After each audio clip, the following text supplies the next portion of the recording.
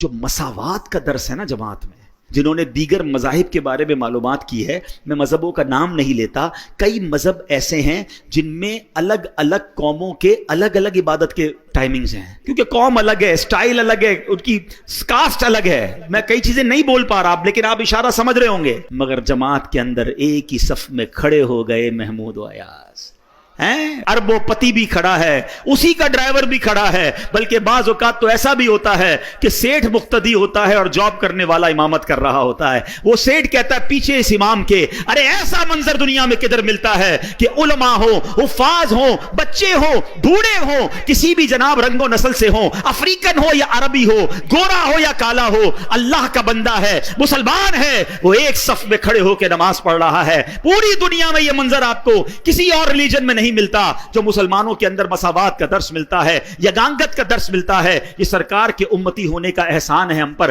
جب یہ منظر میرے رب کی رحمت ملاحظہ کرتی ہوگی، کیسی رحمتیں برستی ہوں گی۔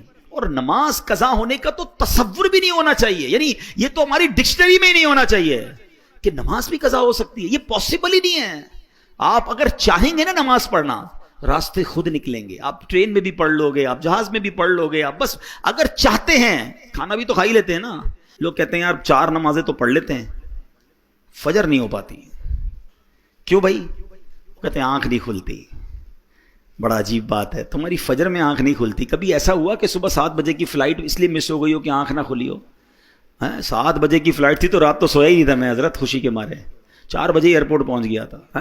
کبھی 8 بجے صبح آفس کی کوئی امپورٹنٹ میٹنگ مس ہو گئی ہو، اسکول پہنچ جاتے ہیں ٹائم پہ، کالج پہنچ جاتے ہیں، نماز ہی مس ہوتی ہے، آفس میٹنگ پوری ہو جاتی ہے، فلائٹ ٹرین سب ملتی ہے۔ اس کا مطلب کیا ہوا کہ جو امپورٹنس فلائٹ کی، ٹرین کی، میٹنگ کی ہے، وہ امپورٹنس آپ کی زندگی میں نماز کی ابھی ہوئی نہیں ہے، ورنہ کچھ بھی ہو جائے نماز کیسے چلی جائے۔